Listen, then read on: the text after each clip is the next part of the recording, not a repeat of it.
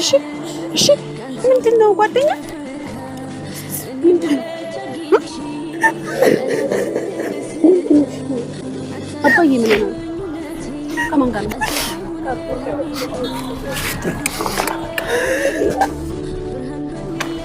ምንድነው አባዬ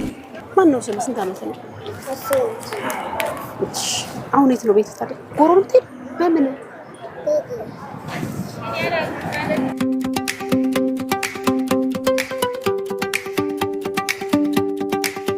ጉርሻ እንግዲህ በጣም ብዙ ሰዎችን ያጎረስን በመሃል ደግሞ በጣም ልባችንን ቀልባችንን የሳበው አንድ ልጅ አለና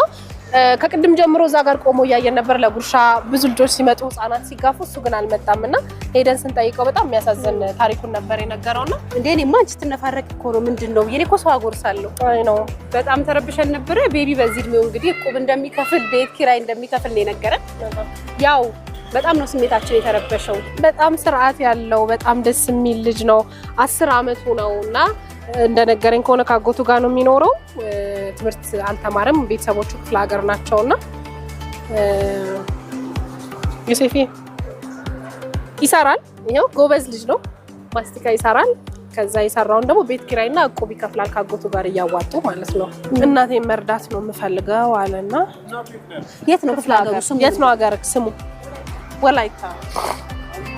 ምን ትሰራለች ምንም አትሰራም እሷ በምን ትኖራለች በምን ትተዳደራለች እሷ እናቷ ጋርና አባቷ ጋር ሄደች ጥሩ ሰው ነው አጎት እንከባከባል ምናምን ግን እሱም አቅም የለው ምን በላህ አሁን ዛሬ ጠዋት ምን በላህ አሁን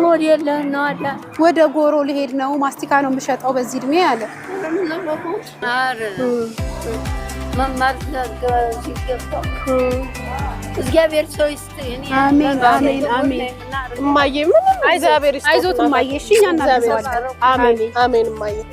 ስለዚህ ቤቢ እንደ ሁላችንም እንደማንኛውም የኢትዮጵያዊ ልጆች በዚህ ነው ትምህርት ነው ማግኘት ያለበት መማር አለበት አይደለ ቤቢ ትምህርት እድል ብታገኝ ትማራለህ አይደል እናትስ ፍላጎት ነው የምትኖረው አባትስ በስንት አመት መጣ አዲስ አበባ አሁን 10 አመት ነው 7 አመት ይሄን ነው የምትሰራው ከልጅነት ጀምሮ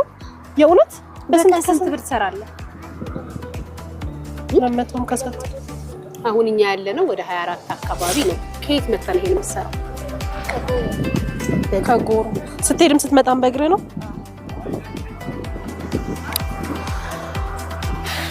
የተገናኘንበት እንግዲህ የራሱ የሆነ አጋጣሚ ሊሆን ይችላል የቤቢ ህይወት ሊቀየር የሚችልበት አጋጣሚ ሆኖ ሊሆን ይችላል የተገናኘ ነውና በቀጣይ ምን ሊሆን ይችላል የሚለውን አብረን እናያለን የቻናል ዋን